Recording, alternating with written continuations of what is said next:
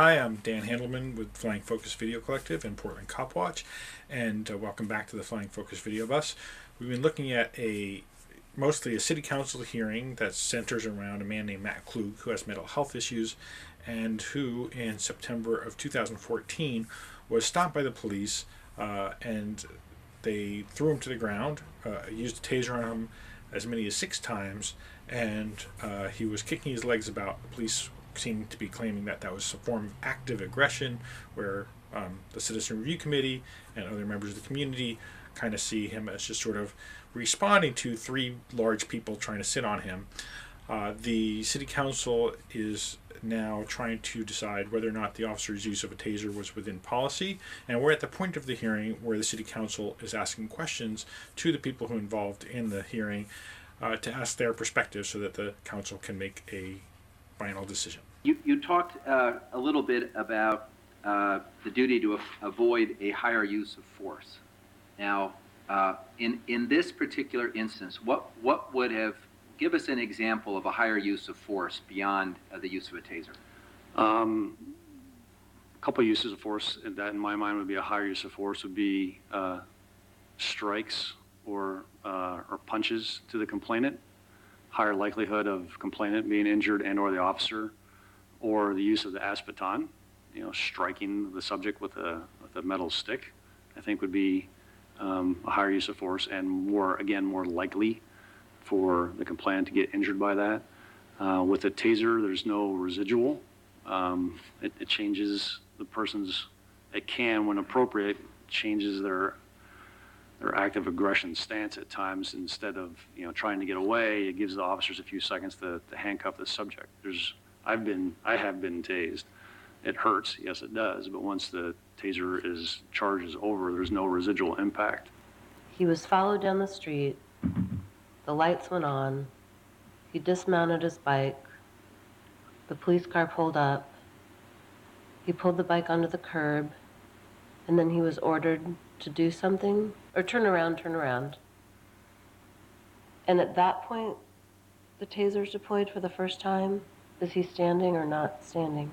Once they tell him to turn around, their objective is to kind of use the wall to push him up against the wall and then take him into custody with his hands behind his back. And that is the point where Officer B, who is actually riding in the car with Officer C, when they come up is right when the video starts. They're engaged with him up against the wall. And Officer B says in his report and in his statements that he saw one of the complainant's hands back in a fist, and based on his observations of what he described as kind of violent behavior and aggressive speech, shoulders rolled forward, he took that, and actually in answer to Commissioner Fish's earlier question, those are kind of the objective things that he took in. His subjective belief was that the complainant was about ready to strike Sergeant A, and that's what caused the first application of the taser. But there was no violent behavior, there was aggressive behavior, right? I mean, he didn't punch anyone or... With the officers, not at that point, no. It sounds to me like there's a dispute here between the police and the CRC about whether or not this individual was restrained. Correct. What's your view, again, and where do you see the difference between the CRC having heard their testimony? I have no faith that if either Sergeant A or Officer C let go of the complainant's arm, that he was just going to put his arm behind his back and calmly be taken into custody for the incident in question. I believe he would have tried to either punch, based on previous actions of the complainant seconds earlier, either try to push up, get away, and still punch, or I think he would, if he could, try to get away from the officers. So I think he's taking steps forward to accomplish his task versus obeying commands and being taken into custody. Do we currently have any guidelines that deal with the frequency of use? Yes, in our patrol tactics, if you use since that weapon specifically is what we're talking about, if you use it in drive-stun mode a couple times and you're not getting a desired effect, the officer should be thinking through each one and realize what they're trying to do isn't working and reassess on what they could do to, in this case, effectively take somebody into custody. The second way to use it is if you have some distance, you can discharge 2 probes and actually make contact with you. So I could hypothetically shoot something, hit like a forearm and an upper arm.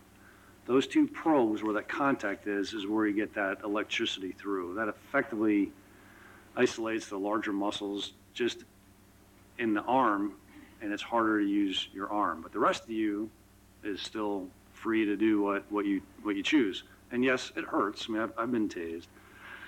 As soon as that electricity stops, you have no residual, full motion, game on again. Excuse me, though. Yes. What you just said is not in the record, right? That's not part of the evidence for this hearing. The officer did use Description of how a probes. taser works.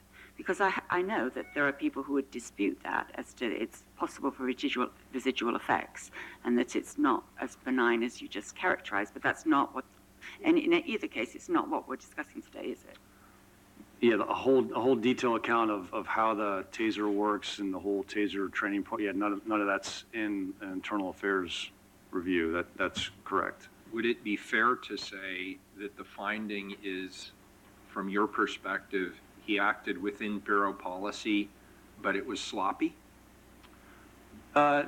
No, I would say it's he acted within policy, but it's good for all 3 of those members and their command to sit down and go, and with each one, why'd you do what you did? Could you approach it differently? You know, that was a tool being tested at the time. What can you learn from that? I can't think of any situation to where you can't learn and do a better job. Even if it goes well, you can always do better, right? I mean, exonerated is it happened, but debriefing is these kinds of cases. I would always suggest debriefing because I think you can always learn from everything. Can the act of tasing produce the reflex that was perceived as aggression on behalf of the complainant? No, it would not. So the involuntary kicking or anything like that would not be a reaction to being tased? No, I've been tased where it went through my whole body, and you lock your large muscle groups lock up, and you don't move. Once it stopped, again, 0 residual. I can get up and go instantly. So the involuntary motor motions of like kicking, like you saw in the video, would not occur. Now you're going to hear from Citizen Review Committee Chair Kristin Malone. That's the body that heard this case 4 times. Plus 1 time the Bureau didn't show up, and they wanted the City Council to sustain the finding instead of finding it exonerated like the Bureau did. The chief showed us a number of very grainy videos, and it is the contention of the Police Bureau in their findings that the individual was not restrained and was engaged in active aggression, and he pointed out some points in the video where he said, the individual was actively avoiding being arrested. He knocked an officer over. He was trying to do push-ups or whatever. What's your comeback to that? We had an interesting insight into this particular directive because we reviewed the wrong directive first, and when we reviewed under the wrong directive, we agreed with the Bureau, mostly because we felt that directive allowed the taser to be used in the case where someone was trying to flee or resist, somewhere less than what it is now, which active aggression, I think we need to focus on the definition in the directive, which is a threat or overt act of assault. And I think that listening to the chief say it, there is, to him, restrained, meaning completely passive and calm. The officers could have gotten up off of him and he would have laid there passively. And assaulting somebody, and in between that, I think, is where the CRC found that he was resisting, but that resisting was not active aggression. And I think when you look at the kicking, in light of the video that you all watched, the kicking occurs right as he falls to the ground. He's been tased and he's kind of flailing, but then in order to apply the drive stun to the calf of the appellant, Officer B has to get hold of his legs, and he's holding the one leg down, which is kind of crossing over his body in a way that is really pinning him to the ground, and he goes into the calf. And then when he goes to deploy the probes, at that point he's straddling and he's got a knee on him, and Sergeant A is straddling, and it looks like he's almost asking the other officers to make sure they move out of the way so that he can deploy the probes and not hit them. After several years of reviewing this, it sounds like you're saying, yes, he was resisting arrest, but he was not engaged in active aggression. And what we're hearing from the officer involved is he felt there was a threat. I think the police chief said it looked to him like somebody might throw a punch. What advice would you give this body, given that the standard that we are required to act under is, could a reasonable individual have made this decision based on the evidence that's available? What advice would you give us as the CRC chair? I would say first that I think the community especially has been concerned locally and nationally over officers' subjective accounts of fears or threats of assault. And when you see the video here, I think that that's very good evidence that the subject was in fact restrained at the time. And I personally would look to the last discharge of the taser. I think we heard Chief Marshman talk a lot about discharges in the air, and maybe some of the activations in the middle didn't come into contact with the appellant. But we know that the sixth discharge occurred after he had deployed the probes. So anything that's coming from that taser is going directly down these wires and into the appellant. And it seems pretty undisputed to me that he had no justification for that activation, that it was simply an accident resulting from the design of this new taser. I think in his testimony he said at least 3 times. So we're disputing the number of times, aren't we? I think to me it's clear that there's a minimum of 4. There are the 3 that the officer reported and the 1 while the wires were attached that showed up on the taser logs. 6 of the new CRC members 2 years ago had an opportunity to attend the Citizens Police Academy, and the officers there who had been tased during their training, I think they can voluntarily elect to be tased to see what it's like, almost all said it's an experience they would never want to repeat. And I am not sure I am as persuaded by the concept of it being brief or it not leaving a mark when talking about the amount of pain experienced or the kind of trauma it can leave behind. One of the bases for going into executive session allows the involved employee, the officer in this case, to request that the executive session be held in open session. And I've had a communication with the representative for the officer, and the officer does not want to have the matter deliberated in open session. The city attorney just said that the officer involved didn't want the council to listen to this case in open session, so they have to go to executive session. The mayor actually had also said that one of the council members wanted to go into executive session. I'm able to sit in on that as a member of the media, but I can't tell you what happened. Then they came out of executive session, and they didn't report back a summary of what they did, which I think they're supposed to do by law.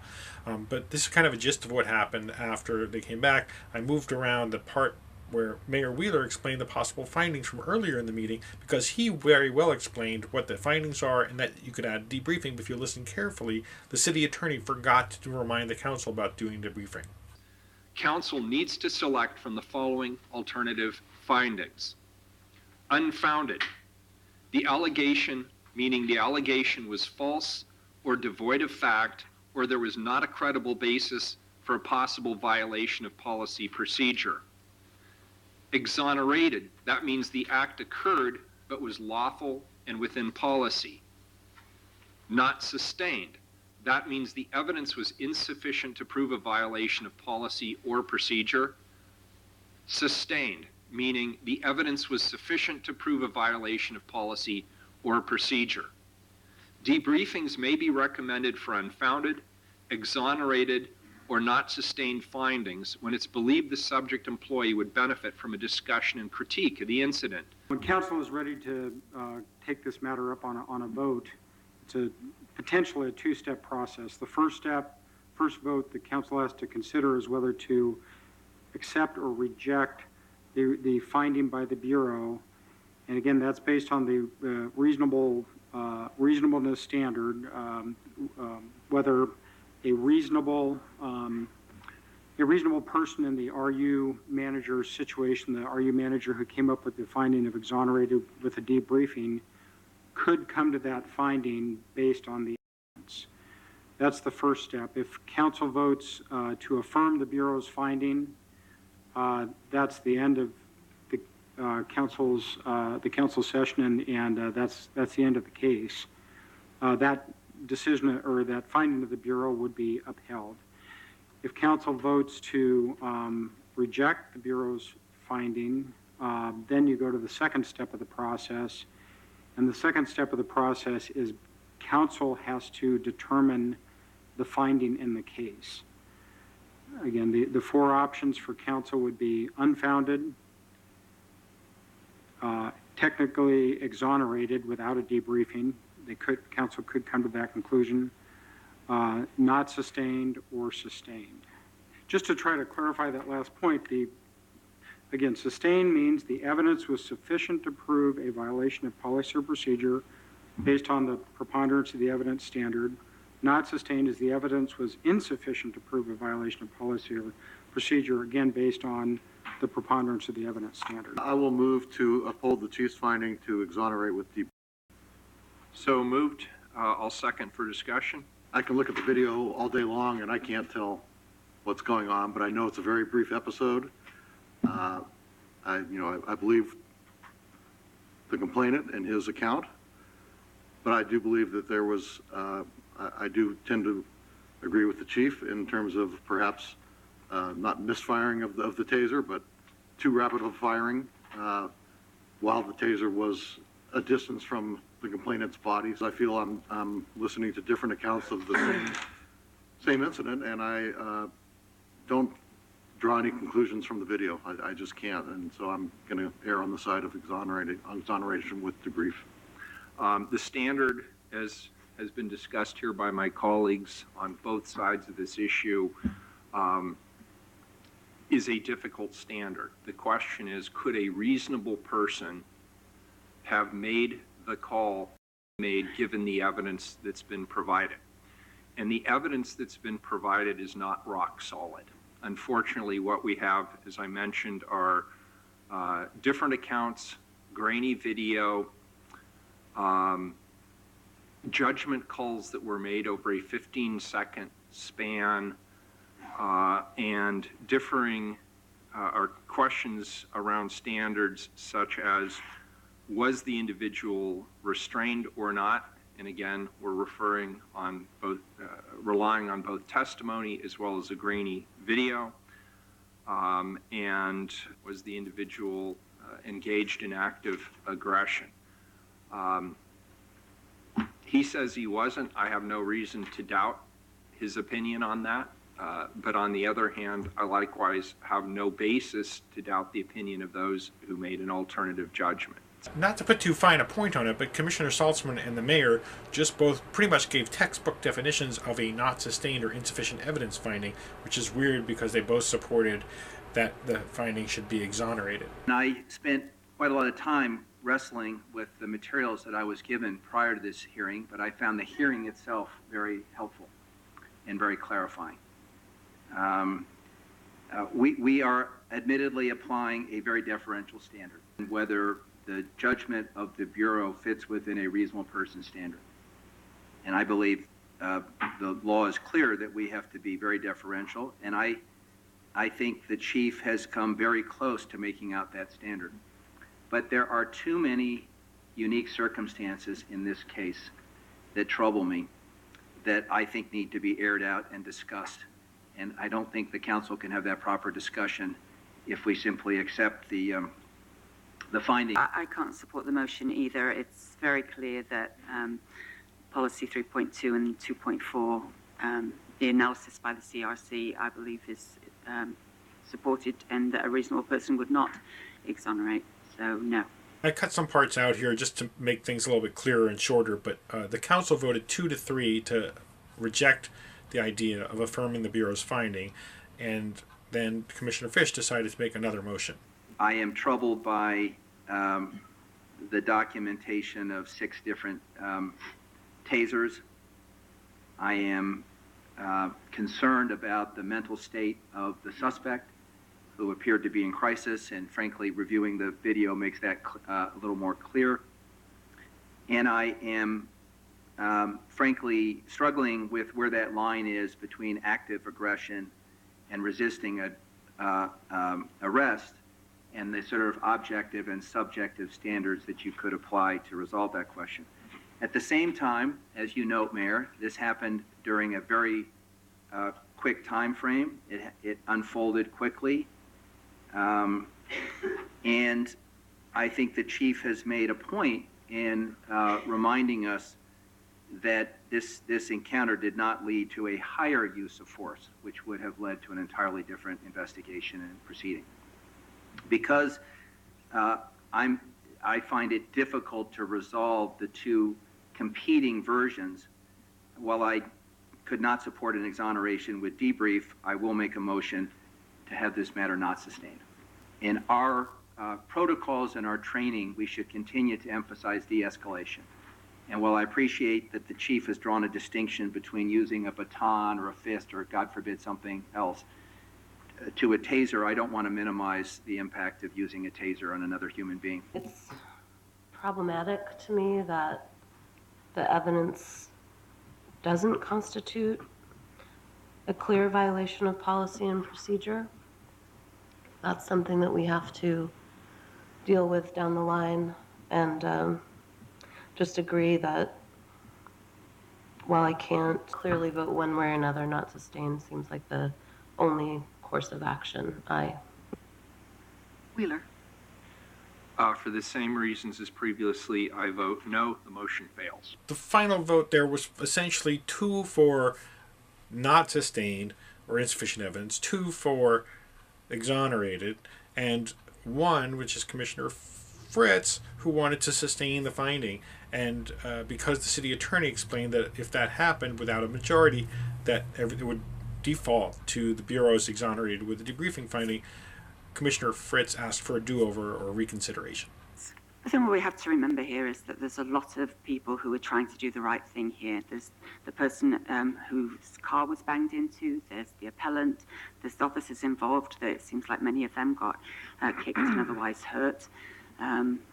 There's the passers-by. There's a lot of people. And then there's the review bodies and the Citizens Review Committee who have put a lot of time into trying to figure out the best way forward on this. So I'm changing my vote because I don't think we should just allow the chief's decision to stand. I do think that the officers should be counseled, that we need to, I can hardly wait to see what the latest use of taser policy is that isn't even in the record here. So that's something else that we should be looking at. And so a not sustained seems to be better than allowing the chief's decision to stand without further conversation. Aye. Well, one thing I will agree with Commissioner Fritz, this case has taken entirely too long. It's ridiculous. I vote no. Daly. Aye. Wheeler. When it comes back to what this hearing actually is about and the facts of this particular case and the standard by which I am being asked to judge it, which is, could a reasonable person with these facts have come to the conclusion that they did, though inelegant, for me personally, I have to answer that question in the affirmative. So I vote no again, but the motion does pass. What you just saw is the city council voted to override the chief's decision and say, well, he thought the officer was in policy, maybe the officer was out of policy, you can't really say. It's a not sustained finding. They didn't add a debriefing, which means because they have the final say, it's possible the officer is not going to get talked to about his excessive use of the taser, which is too bad. There are a lot of flaws in our oversight system. Portland Cop Watch has been working for years to make it better. There's a vote that may or may not have happened at City Council because of the vagaries of their scheduling and our production calendar. So call Portland Cop Watch if you want more information or to get involved. The number's on your screen. I'm Dan Handelman. Thank you so much for watching. So now, during the end credits, we're going to show you what maybe used to be called DVD extras when people watched DVDs. You're going to watch from the March Citizen Review Committee meeting the chair, Kristin Malone, expressing that she did not get given the protocols of what was going to happen at City Council because the city attorney told her that it was confidential, and the head of Independent Police Review Division, Constantine Severe, agreeing with her. That was that a couple of weeks after the hearing. And then you're going to hear from the December CRC meeting where Chief Marshman came to argue with them about the finding that one of the reasons he said he didn't want to fine the officer out of policy is the officer wouldn't be able to be on the Enhanced Crisis Intervention Team anymore. So thanks again for watching, and here you go. I prepared for a meeting that was going to go on in line with the protocol. That's all set out, case summary, case synopsis, and at a certain point I called Ms. Bent Albert and said, look, it says CRC is doing a synopsis and IPR is doing a summary. What are you doing so that I don't do the same thing? And she said, well, actually, the city attorney sent out a whole new way this is going to go on. They sent it out this morning. And I said, can I see it? Because I'm a big part of what's going on. And she said, no, it's privileged. I was just very frustrated as a volunteer that that information wasn't shared with me. I think when you change the rules without adequate notice to people, I think you end up not having as good of a process. And I think it really was a disservice to you, given your preparation and your importance as a CRC chair, being there as representative of the CRC and all the work that you've done and the committee has done, that information can be shared with you. And I thought that was inappropriate then. I think it's inappropriate now. If roughly the same thing happened today, the prongs are in, somebody who's in custody, and a discharge happens because of the button on the side and kind of the same circumstances, would you still say that that's an appropriate use of force? Appropriate? No. Now I have to look at, I guess, you know, is it a force allegation or negligence because you move your finger a little bit? And the reason why I make a distinction there is it's a force allegation. Now Bureau members can't do some jobs. So let's say Enhanced Crisis Intervention Team trained officer, and this happens.